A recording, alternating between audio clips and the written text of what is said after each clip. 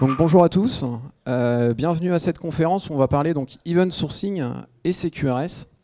Et mon objectif à travers cette conférence, ça va être de vous présenter vraiment en toute transparence l'implémentation qu'on a fait de ces patterns donc à la Société Générale.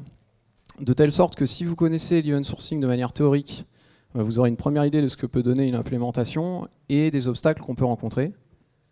Et puis si vous l'avez déjà implémenté sur vos projets, j'espère pouvoir apporter des réponses aux problématiques que vous rencontrez. À l'inverse, vous aurez probablement un œil critique sur la solution que je vais vous proposer. Donc je me présente très rapidement, Clément Eliou, je suis développeur chez Xebia, ça vous vous en doutez. Je suis passionné par deux choses, donc le craftsmanship, donc la qualité logicielle certes, mais également être de meilleurs professionnels ensemble. Donc avoir des équipes où il y a du partage de connaissances, du mentoring, et pas seulement une somme d'individualité. Et puis tout ce qui va permettre également de réduire le gap entre le métier et la technique. Donc tout ce qui va permettre de projeter les métiers qu'on soutient au sein de nos logiciels et de nos technologies. Donc tout ce qui va être BDD, DDD, l'écoute attentive, être capable d'interviewer efficacement les experts métiers, c'est des problématiques qui m'intéressent. Donc si vous voulez en savoir un petit peu plus, je vous invite à consulter mon compte Twitter, mais sans plus attendre, on va commencer par parler d'event sourcing. On abordera le CQRS dans un second temps, puisque c'est un peu une suite logique. Donc la première bonne nouvelle, c'est que l'event sourcing, c'est un pattern d'architecture. Donc quel que soit votre langage, vos préférences, vous ne dépendez pas d'un framework, d'une librairie ou d'un langage pour l'implémenter. Donc quelles que soient vos préférences, vous pourrez l'utiliser dès demain matin. Ça ne veut pas dire que vous devez, mais vous pouvez. Donc l'event sourcing, c'est un pattern d'architecture qui part d'un constat simple, c'est qu'il n'y a pas de fumée sans feu. Autrement dit, tout événement, tout changement d'état a une cause unique. Et l'event sourcing propose en fait de se concentrer sur la séquence d'événements qui amènent à l'état courant, plutôt que de se concentrer sur l'état courant uniquement. Tout simplement parce qu'il est plus facile de prendre un ensemble d'événements et de le synthétiser, plutôt que de repartir d'une donnée déjà synthétisée et essayer de deviner ce qui s'est produit dans le passé. Et par événement, on entend des événements métiers. Donc c'est des choses qui vont avoir du sens pour le métier que vous soutenez. Ce ne sont pas du tout des événements techniques. Donc l'event sourcing, première bonne nouvelle, vous ne dépendez d'aucune technologie. Et deuxième bonne nouvelle, ce n'est pas un sujet qui est nouveau. C'est des choses qui existent depuis des lustres, notamment dans les moteurs de bases de données. Et c'est quelque chose qu'on rencontre couramment dans notre environnement. L'exemple le plus classique, mais qui montre bien ça, c'est votre compte bancaire. Votre banque, elle ne se contente pas juste de vous donner le solde courant, elle va vous donner en fait tous les événements qui ont conduit à ce solde courant, donc vos opérations de débit et de crédit. Et si vous reprenez vos opérations de débit et de crédit et que vous les appliquez, vous retombez sur le solde courant. L'essence de l'event sourcing, c'est aussi simple que ça. Et le fait d'avoir ces ensembles d'événements va vous apporter quand même un certain nombre d'avantages, notamment quand vous avez des contraintes d'audit. Alors je vous parlais de la Société Générale tout à l'heure, on est en finance de marché. Vous avez des régulateurs qui vous obligent à publier des données, à être capable de retrouver plein d'historiques. Dans ce genre de contexte, c'est intéressant. Pour tout ce qui est également analyse ou debug, pour reproduire un bug qui s'est produit en production, vous avez tous les événements. Donc pour le comprendre, c'est tout de suite normalement plus évident. Pour tout ce qui est reprise de données également, si vous avez les événements, vous êtes capable de reprendre de la donnée. Un cas d'exemple, vous avez une panne sur votre système, vous voulez remonter votre système dans l'état dans lequel il se trouvait auparavant. Vous rejouez les événements, vous avez votre état courant avant panne. Vous pouvez l'utiliser pour calculer des indicateurs sur des données anciennes également, et puis pour l'analyse, le debug, j'en parle à l'instant. Moi, ça m'est arrivé régulièrement. On me dit, tiens, il y a un bug en production, j'essaye de le reproduire sur ma machine ou sur un environnement de test, et j'y arrive pas. Là, vous reprenez les événements qui sont produits en production, normalement, c'est plus facile. Et puis, dernier argument, alors je le mets entre gros guillemets, la performance. Alors je ne dis pas que ces architectures vous apportent de la performance obligatoirement. Par contre, ce sont des architectures qui généralement se prêtent bien à la performance. Pourquoi? Parce que généralement vous êtes fortement asynchrone, que vous utilisez des composants comme des middleware ou des bus de messages, et que ce sont des composants qui généralement se mettent assez bien à l'échelle. Alors, avant de rentrer dans le détail de l'implémentation, ce que je vous propose, c'est de définir ensemble une terminologie de l'event sourcing. Alors c'est peut-être pas la vôtre, mais l'idée c'est d'avoir un langage commun pour la suite de cette présentation. Donc le Ubiquitous Language, ça marche aussi en conférence. Donc vous allez avoir votre application qui va avoir deux fonctions principales en event sourcing, j'y reviens, et votre application en fait va recevoir des commandes de l'extérieur. Alors une commande en fait c'est une requête de l'extérieur sur votre système. Donc on va l'exprimer généralement à l'impératif pour exprimer cette intention de l'extérieur d'un système tiers sur votre système. Elle est autodescriptive, c'est-à-dire qu'elle contient tous les paramètres qui permettent de la décrire. Et donc quand votre commande arrive sur votre système, vous activez votre première fonction, qui est la fonction de décision. La fonction de décision, c'est une fonction où se situe votre métier, c'est votre intelligence, c'est là où se trouve vraiment toutes vos règles de gestion, toute l'intelligence de votre application. La fonction de décision, à partir de l'état courant et de la commande reçue, elle va produire un ou plusieurs événements. Un événement, c'est quelque chose qui s'est produit dans le passé, qui est immuable, c'est-à-dire qui ne peut pas changer, et on va l'exprimer généralement à la voix passive pour marquer le fait qu'il est immuable et qu'il ne changera pas dans le temps. Et l'événement, tout comme la commande, est autodescriptif, donc il se suffit à lui-même. Tous les événements produits par la fonction de décision, on va les stocker. Donc on parle d'event store, et c'est ce stockage qui vous apporte tous les gains en termes d'audit, de rejeu, toutes ces capacités-là. Et puis ensuite, on va activer la deuxième fonction de notre application, qui est la fonction d'évolution. Alors la fonction d'évolution, j'insiste, c'est une fonction bête et méchante. Il n'y a aucune logique métier dedans. Son unique objectif, en fait, c'est de faire muter l'état de votre application. Donc si on le schématise comme tout à l'heure, en fait, à partir de l'état courant et d'un événement, elle produit un nouvel état courant. Et donc du coup, cette fonction toute bête, on va l'appliquer pour chaque événement produit par la fonction de décision. Donc si on en revient à ce qu'on a vu pour l'instant, là on a une application qui est simpliste, et on parle souvent d'application réactive, donc événementielle, et qui réagit à des événements. Donc l'application va avoir des logiques un peu plus importantes, et elle va réagir à la survenance de certains événements. Cette réaction va être matérialisée par ce que l'on appelle une action. Alors une action, vous pouvez le voir comme une commande interne. C'est votre application qui décide de faire quelque chose, donc qui se fait une propre requête, si vous voulez. On reprend une deuxième fois cette boucle, donc fonction de décision, on produit des événements et on fait muter l'état de l'application avec ces événements. Donc en fait, on fait deux tours de boucle à partir d'une commande, et une fois que notre application est dans un état stable, c'est-à-dire qu'on a fait ces deux boucles sans erreur, alors à ce moment-là, on publie ces événements vers l'extérieur. Donc on va parler de jouer des effets de bord. Les effets de bord, c'est la matérialisation de ce qui s'est produit dans votre application, donc pour vos partenaires. Et donc à partir de ce schéma, si on reprend ce qu'on a dit au début, tout événement a une cause unique. La cause originale, c'est généralement donc une commande, une intention de l'extérieur sur votre système. Alors avant de concrétiser cette terminologie avec des exemples du projet, je vais vous prendre quelques minutes pour partager un petit peu le contexte métier. Donc de l'application. Donc c'est une application qu'on a développée à la Société Générale, donc en finance de marché, dans le domaine des matières premières. Alors les matières premières, ça va être des métaux de base comme le cuivre, des métaux précieux comme l'or ou l'argent, des dérivés du fioul, du gaz, on parle de produits énergie, et puis des produits agricoles aussi comme le café, le sucre, ce genre de choses. Et ces matières premières, elles ont un cours, donc leur prix évolue dans le temps. Donc en fonction de plusieurs critères, l'offre et la demande, les crises politiques, et puis également une grève dans une mine, ça peut influencer. Donc ici vous avez le cours du palladium et du platinium, donc qui sont deux métaux précieux, sur les 20 dernières années. Vous voyez que par exemple en 2008, le cours de platinium il a fait un petit peu des bonds. Et donc sur ce marché des matières premières, en fait, vous allez avoir des acteurs, par exemple un constructeur automobile ici que j'ai mis en haut à gauche. Donc le constructeur automobile, il va acheter par exemple du platinium pour ses pots catalytiques. Et votre constructeur automobile, il va acheter du platinium en assez grande quantité, mais il va vouloir assurer des coûts de production qui soient relativement stables dans le temps. Je ne suis pas sûr que vous accepteriez de voir le prix d'une voiture X changer tous les jours, voire même toutes les heures, ou encore plus fréquemment. Donc en fait, ce qui va se passer, c'est que le constructeur automobile, il va acheter du platinium. Alors il ne va pas l'acheter directement à la mine, il passera par des intermédiaires. Et puis, il va passer en fait un contrat pour se couvrir de la volatilité du prix, donc avec la Société Générale. Donc en fait, pour simplifier un petit peu, il va dire à la Société Générale, moi je souhaite acheter par exemple 50 000 onces de palladium dans 3 mois. Donc la Société Générale en fait va lui faire un prix au cours actuel avec quelques marges. Et quand sa livraison physique donc, arrivera à l'échéance, donc quand il aura vraiment les 50 000 onces de palladium, bah, c'est la Société Générale qui se chargera de prendre en compte la variation du prix. Donc lui, ça lui permet de fixer son prix. Et la Société Générale, évidemment, ne va pas prendre le risque à son propre compte. Elle va essayer en fait d'avoir des clients qui ont la position inverse.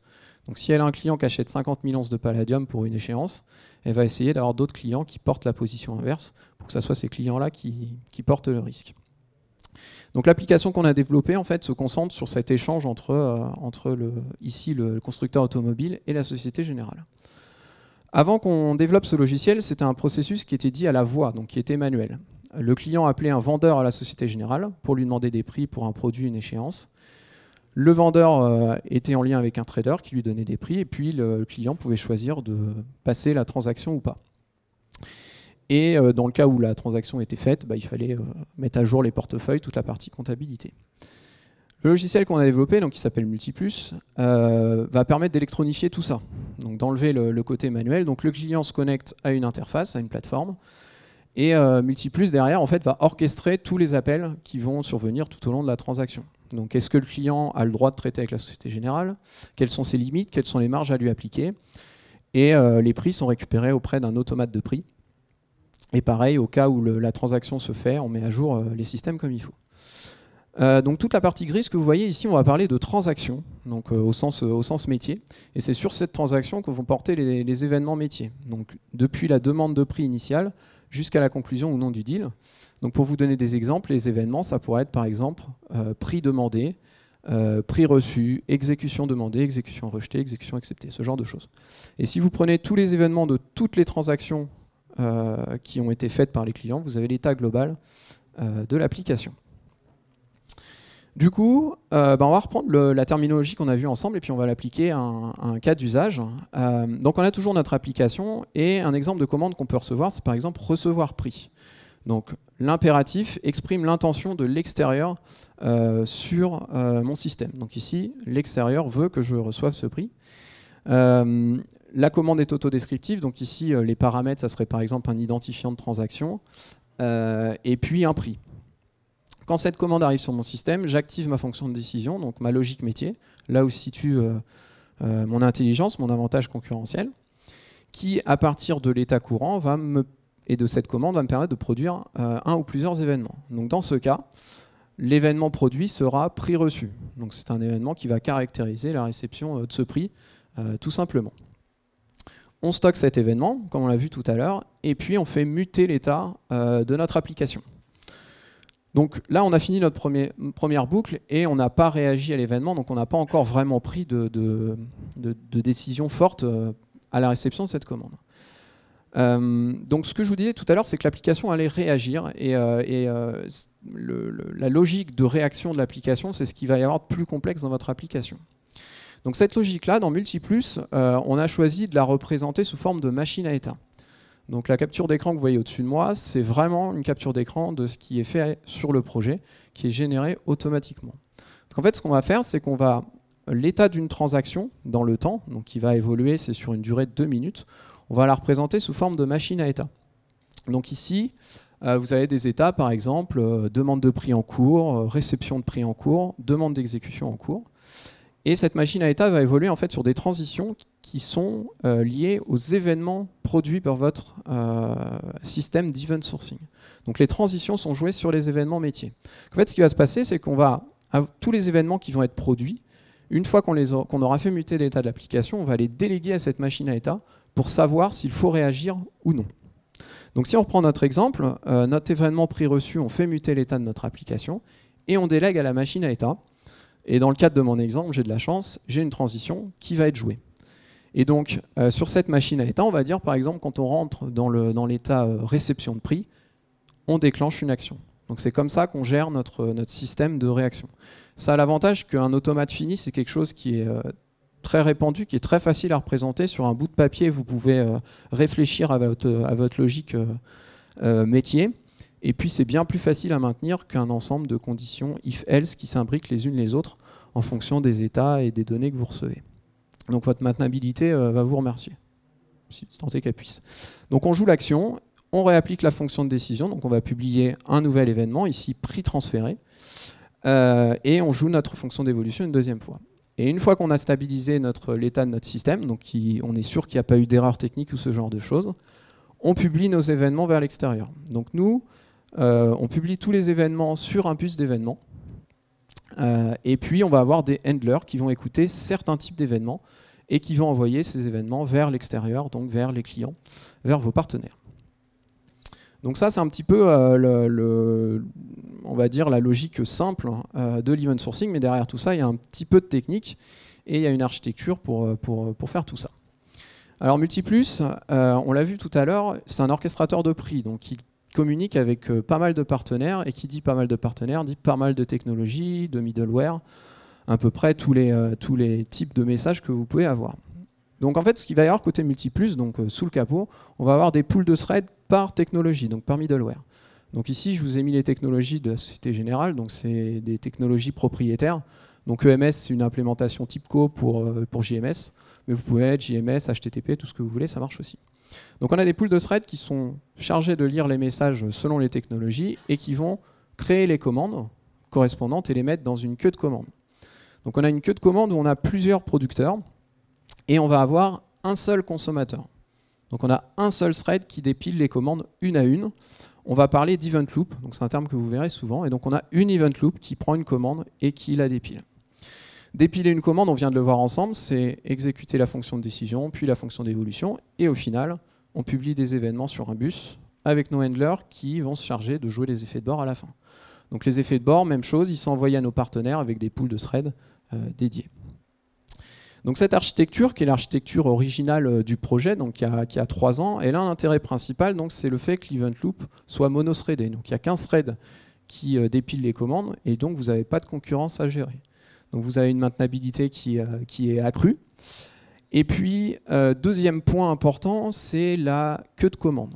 Donc la queue de commande, ici, nous on a plusieurs producteurs, un consommateur.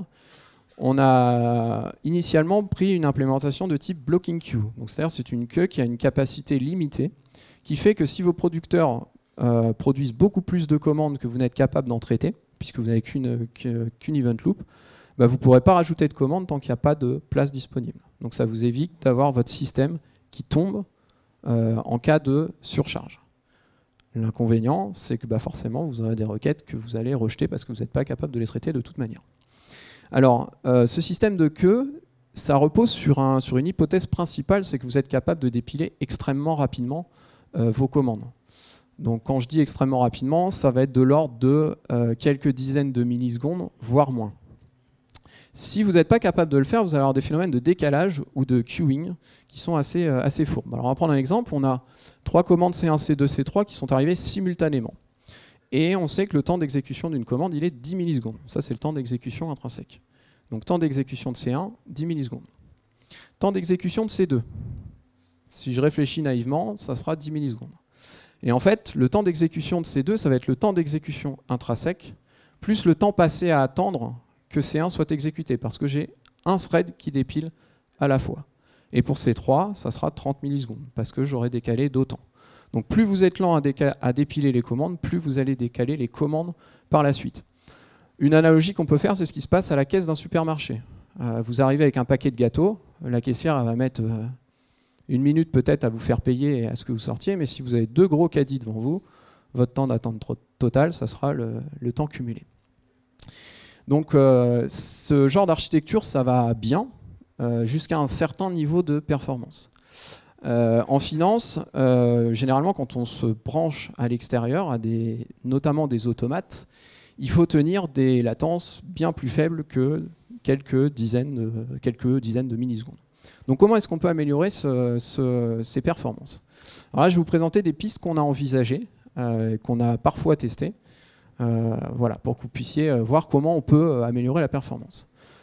Donc la première possibilité pour améliorer les performances, ça va être d'essayer de réduire le temps d'exécution d'une commande.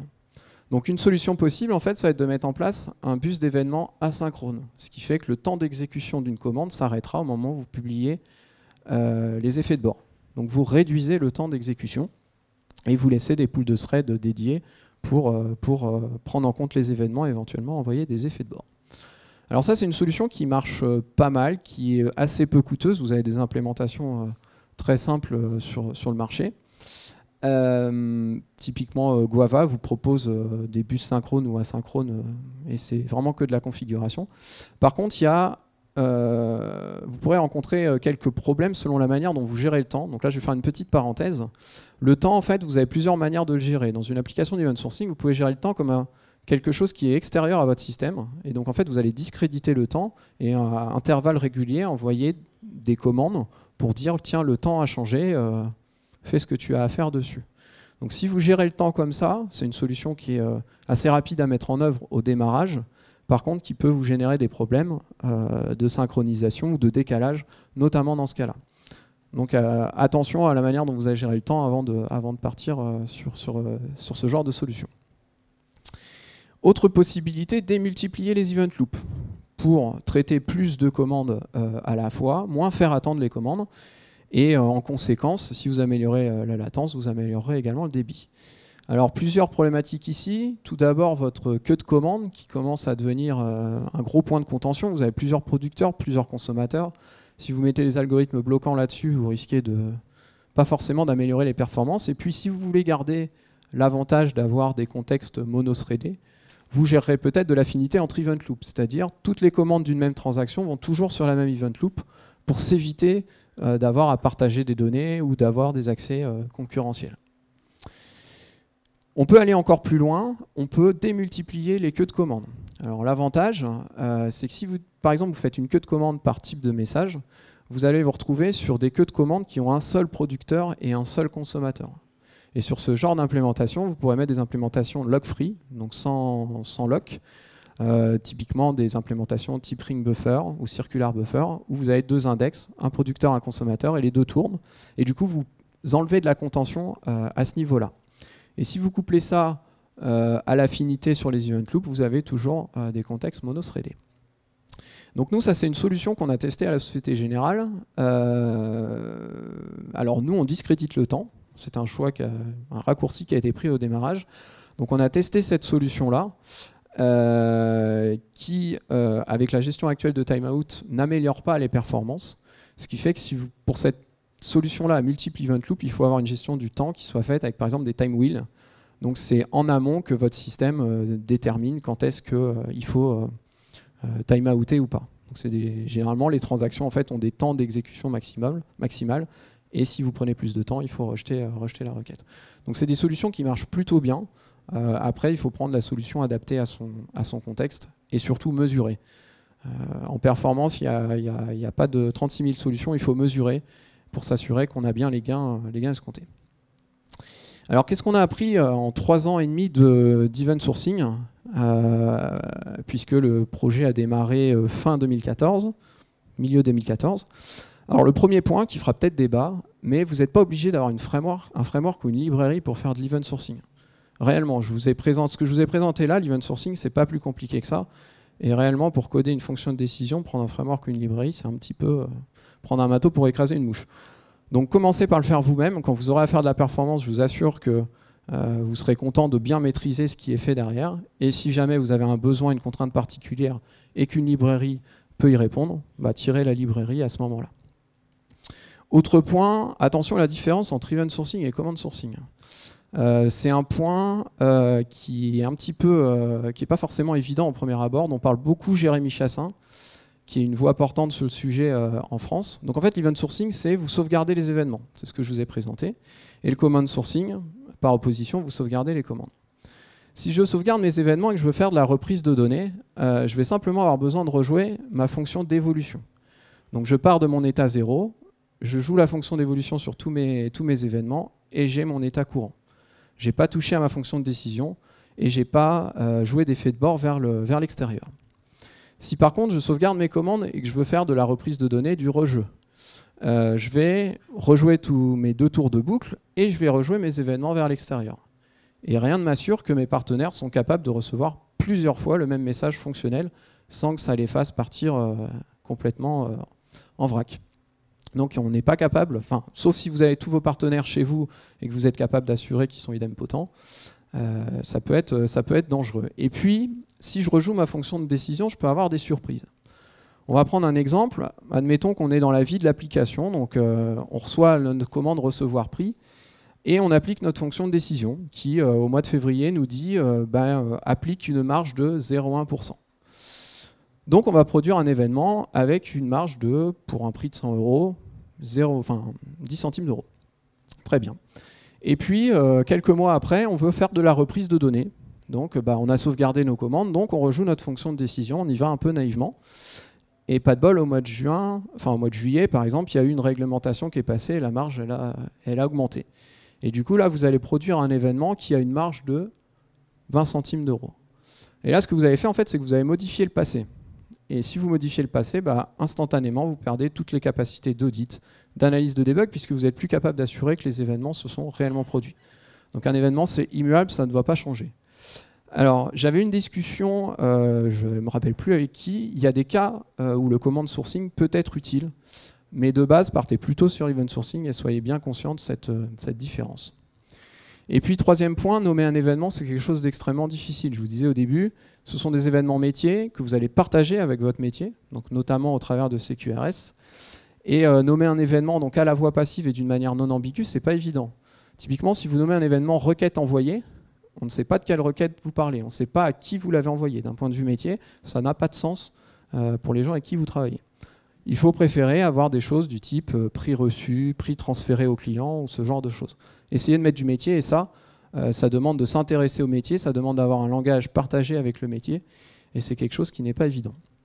À ce sujet, je vous conseille un article qui s'appelle Anatomy of Domain Events qui traite de ces sujets-là et qui est très très bien. Il est sur les slides et je vous partagerai les slides par la suite. CQRS maintenant, on a parlé un petit peu d'event sourcing. Alors CQRS, un acronyme pour Command Query Responsibility Segregation. Un petit peu barbare. En fait, CQRS fait un constat, c'est que dans toute application, ou dans la majorité des applications, on a deux responsabilités distinctes. Une responsabilité, on va parler de vue d'écriture, qui va modifier l'état du système, et puis une responsabilité de lecture qui va observer l'état du système. Si je prends le compte bancaire, l'exemple du compte bancaire, vous avez des commandes de débit et de crédit qui modifient l'état de votre système, et vous allez avoir une vue de lecture qui va observer l'état de votre compte bancaire, mais qui va le modifier en rien.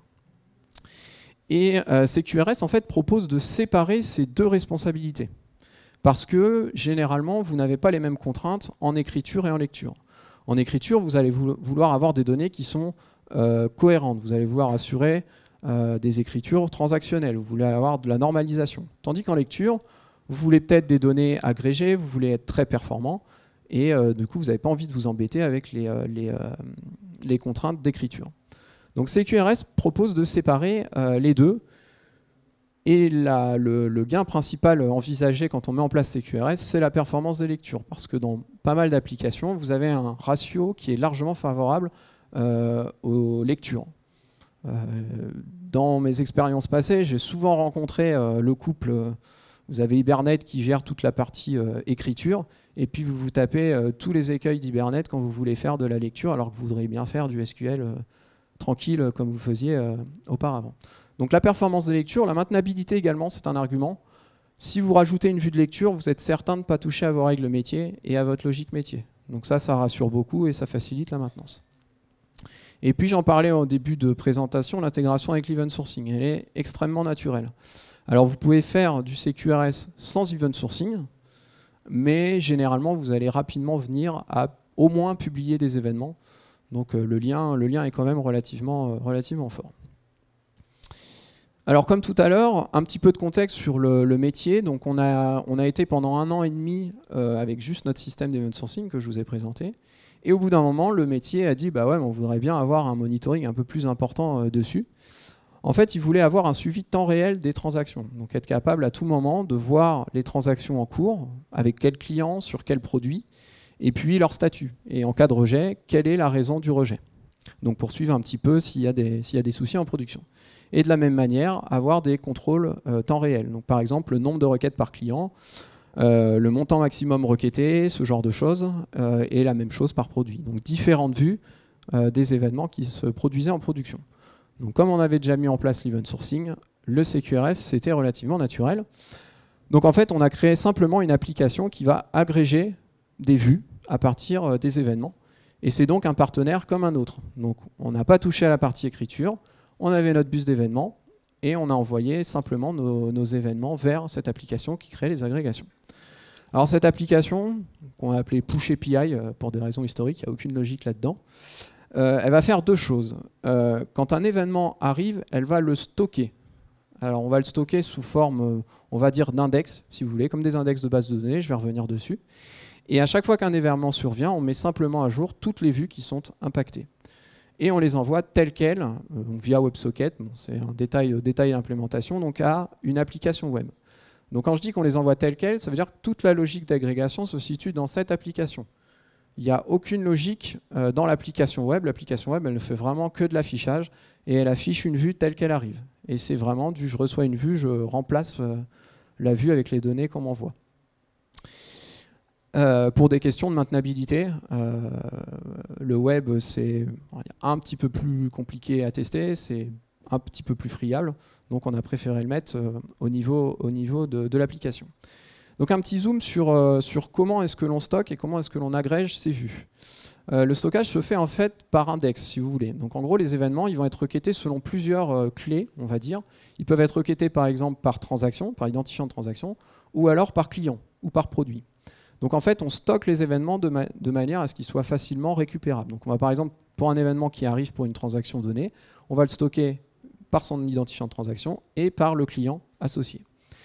Et la mise à jour en fait, des vues va se faire en recréant la vue à 0, à partir de 0, avec tous les événements reçus pour une transaction donnée. Donc si je reçois un événement pour la transaction 345, je vais mettre à jour la vue en recréant la vue à partir de tous les événements que j'ai. Alors pourquoi ce choix qui peut paraître un petit peu déroutant de prime abord? En fait, c'est simplement pour vous abstraire de l'ordre de génération des événements. Les événements, en fait, ils sont générés dans un certain ordre et ce n'est pas la vue de lecture qui est à la main sur cet ordre. C'est le système d'event sourcing qui génère les événements dans un ordre donné, puisque c'est dans le temps et vous n'avez pas la main dessus. Et potentiellement, ça peut engendrer des bugs. Si vous, par exemple, vous mettez à jour la vue simplement à partir de l'événement que vous recevez, vous avez par exemple un événement exécution acceptée qui vous arrive et votre fonction d'agrégation vous dit OK, exécution acceptée, la transaction est faite, statut terminé. Sauf que, pas de bol, votre infra vous joue un peu des tours et vous recevez un événement exécution demandée pour la même transaction mais après. Et là, votre fonction d'agrégation elle vous dit OK, exécution demandée, le statut c'est en cours. Et donc là, vous générez une vue qui ne correspond pas à la réalité. Donc autant vous dire que votre métier, il va pas être super content. Donc le fait de reprendre la vue à 0 à partir de tous les événements reçus, vous abstrait de ça. Vous recevez un événement, même si c'est le dernier et qu'il y en a d'autres avant, vous mettez à jour la vue avec l'information que vous avez. Et quand vous recevrez les événements manquants qui sont produits avant, vous repartirez de 0 et vous triez par rapport à un ordre qui vous est fourni par l'application d'écriture. Donc du coup, vous êtes sûr d'avoir une agrégation qui est logique d'un point de vue métier, peu importe qu'il manque des événements dans la séquence. Sachant que toutes les vues que vous agrégez n'ont pas forcément cette problématique. Typiquement, on l'a sur le statut d'une transaction, sur le nombre de requêtes faites par client, vous vous foutez complètement de l'ordre. Alors, qu'est-ce qu'on a appris sur CQRS? Un premier point très important, c'est qu'il y a toujours un contrat. Même s'il est implicite et quelle que soit la technologie. En fait, quand vous publiez des événements, peu importe la forme sur laquelle vous les publiez, ils ont des paramètres et votre vue de lecture va lire ces événements. Donc si vous faites évoluer l'événement côté écriture, vous impacterez votre vue de lecture. Donc en fait, il faut placer le curseur entre la maintenabilité, donc la compatibilité donc, des événements, et la capacité à livrer de la valeur en continu. Donc nous, le choix qu'on a fait, c'est d'utiliser protocole buffer pour ça, et quelques règles simples. Donc pas de suppression directe, on fait des doubles alimentations, on fait basculer les consommateurs et ensuite on peut supprimer les champs. Peu importe la solution, vous pourrez utiliser d'autres choses, même si vous utilisez du JSON, il y a un contrat qui est implicite et il faudra que vous le gériez à un moment donné, sinon ça sera la foire côté vue de lecture. Et puis le deuxième point, c'est il faut savoir faire les choses petit à petit. Alors ça, c'est particulièrement vrai quand vous avez déjà un système d'event sourcing en place et que du coup, vous avez du temps à rattraper pour mettre en place le CQRS. Nous, on a essayé de tout mapper d'un coup, de tout envoyer d'un coup, et ça a été un peu la croix et la bannière pour sortir de la valeur métier. Donc finalement, ce qu'on a fait, c'est un compromis, c'est de, dans un premier temps, simplement prendre en compte les événements d'intérêt, donc c'est-à-dire les événements qui allaient nous servir pour agréger une vue. Donc aujourd'hui, un événement qui ne nous sert pas à agréger une vue n'est pas encore envoyé vers la vue de lecture. Donc l'avantage, c'est qu'on délivre de la valeur métier beaucoup plus rapidement. L'inconvénient, c'est que si on a un indicateur qui a besoin d'une donnée manquante, il va falloir l'alimenter avant de la récupérer. Donc ça, c'est des choses qu'il faut voir avec votre métier, mais il faut des fois savoir faire des compromis. Et de la même manière, les index côté de vue de lecture sont en mémoire aujourd'hui, parce que notre métier ne veut une profondeur de données que sur une journée. Donc on ne s'est pas embêté à mettre en place, donc on est dans une grande banque, donc l'infra, c'est pas toujours rapide à mettre en place.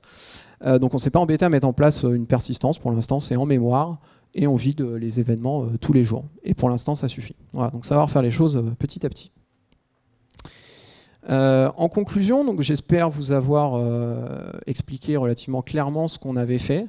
Je vous ai abstrait pas mal de points, donc tout ce qu'on a pu faire en termes de DDD aussi, qui est un sujet qui est généralement, aujourd'hui en tout cas, beaucoup associé à l'event sourcing. Ce qu'on a fait en termes de BDD, on a mis en place de l'architecture hexagonale aussi.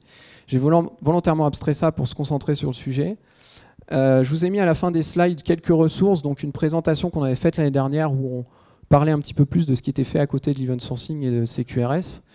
Il y a notamment un kata et un live coding sur l'event sourcing, et puis le blog de Jérémy Chassin qui est vraiment une ressource à suivre en France. On a une dizaine de minutes pour vos questions. Si jamais on ne répond pas à tout, on peut se voir dans les couloirs, il n'y a pas de souci. Si vous avez des questions qui viennent après, n'hésitez pas à me les poser sur Twitter. Merci beaucoup.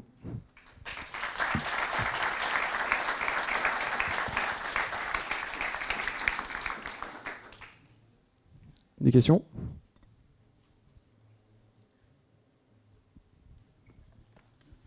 Ouais. Qu'est-ce que tu as utilisé comme techno pour stocker en mémoire tes événements et surtout les vues?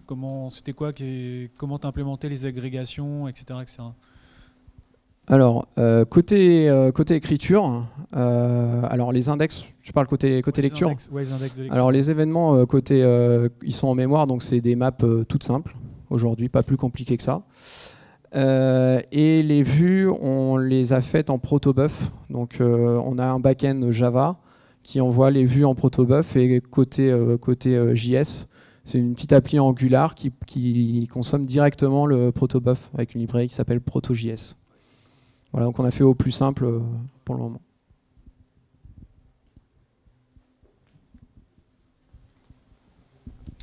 Ouais, est-ce que vous pouvez parler un peu de de l'Event Store ou de vos Event Store, les technos utilisés, si vous devriez refaire à zéro, est-ce que vous repreniez même techno? Alors c'est une bonne question parce qu'on a une particularité sur Multiplus aujourd'hui, c'est qu'on a des transactions en fait qui durent 2 minutes au maximum. Ce qui veut dire que on n'a pas forcément une nécessité très très importante d'avoir un event store persisté. Donc aujourd'hui, l'event store il est en mémoire. Donc en fait, tous les événements en fait sont logués aujourd'hui, donc on est capable de les récupérer comme ça. Et le repository de transaction est en mémoire, puisque si on tombe, de toute façon en 2 minutes, le temps de remonter l'infra, de remonter les transactions, etc., en termes de prix, ça aura plus forcément de sens. Donc on n'a pas cette contrainte forte qui fait qu'on aurait un event store persisté. Par contre, à la Société Générale, il y a d'autres applications qui utilisent ce même cœur d'event sourcing et de SDK. C'est un projet qu'on a intrasourcé à la Société Générale. Et eux ont des problématiques comme ça. Donc ils ont utilisé BerkeleyDB pour leurs event stores, et pour la sérialisation de modèles, ils utilisent du Avro. Voilà, vous pouvez stocker le schéma des événements. La difficulté principale étant du fait que vous avez une persistance sur un certain nombre de temps, votre modèle évolue, et en fait il est difficile de cleaner le modèle parce que vos consommateurs, en fait les événements sont produits, il y aura toujours des événements avec le plus ancien modèle. Donc ils ont un petit peu des difficultés à gérer ça, mais ils ont utilisé ces technos-là. D'autres questions ?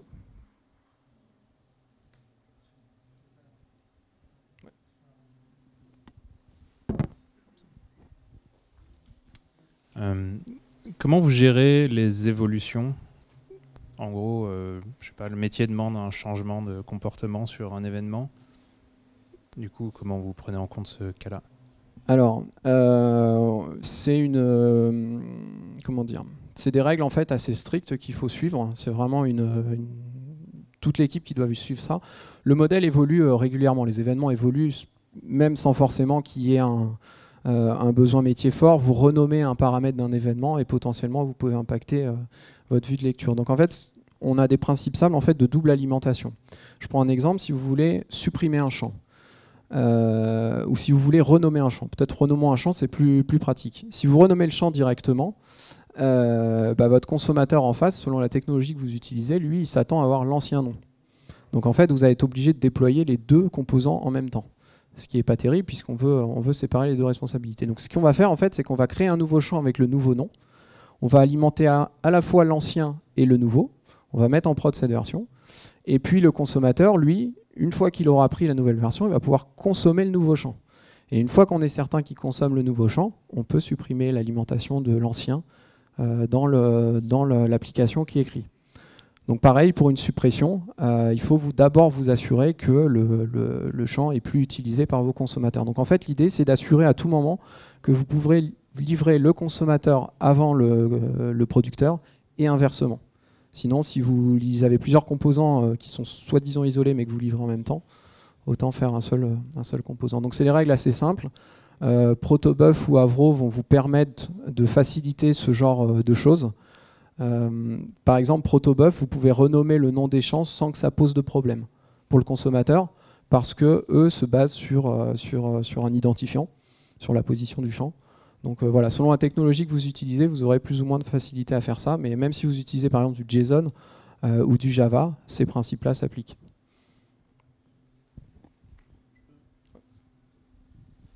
Vous avez un seul event bus ou plusieurs? Comment vous faites la synchronisation Aujourd'hui, un seul event bus. Un seul event bus. Après, effectivement, dans la solution qu'on est en train d'explorer, où on a plusieurs event loops, se pose la question de est-ce qu'on met un seul event bus, qui du coup va devenir pareil, un point potentiel de contention, ou est-ce qu'on met plusieurs event bus pour chaque event loop.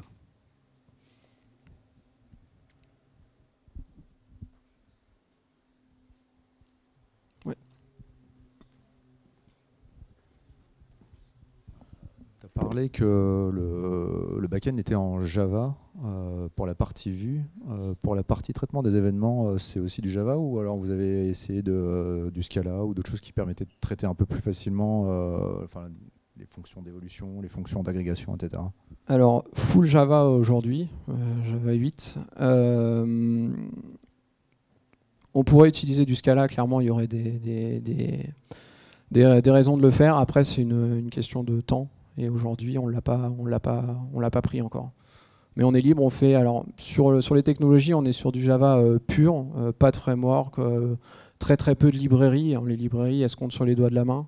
Dagger 2 pour l'injection de dépendance, un petit peu de Guava, et encore, ça reste vraiment sommaire, et c'est tout. Voilà. Donc le jour où on veut passer en Scala, ouais, effectivement. C'est pas trop dur, enfin il n'a pas fallu développer des sortes de micro-librairies en interne, voilà, un tool common, etc. pour s'adapter à toutes les problématiques liées à l'event sourcing. Alors la partie event sourcing et machine à état, on l'a développé en interne. Réellement, c'est pas si compliqué que ça. Tant qu'on reste, on va dire, sur quelque chose de basique, ce qui est le cas pour quand même 80% de nos use cases. Et ça, on l'a partagé en fait en interne. Donc il y a plusieurs équipes qui utilisent ça à la Société Générale. Donc c'est un coût qu'on a payé au début. J'ai une autre question. Alors là, les serveurs qui reçoivent les événements, en fait, les commandes plutôt, comment ça se passe? C'est un seul serveur ou c'est partagé typiquement pour éviter d'avoir une transaction qui soit séparée sur deux serveurs? Alors en fait aujourd'hui en production on a deux instances et en fait les instances sont ségrégées fonctionnellement. C'est-à-dire que vous avez en gros deux types de workflow. Soit vous faites une demande de prix explicite pour un produit et ensuite vous choisissez de faire une transaction, soit vous recevez des prix en continu et vous commencez votre transaction au moment où vous exécutez le prix. Et en fait, les deux instances sont ségrégées fonctionnellement, donc on n'a pas cette problématique pour l'instant. Du coup, c'est terminé. Si vous avez d'autres questions, on peut se croiser dans les couloirs. Merci beaucoup.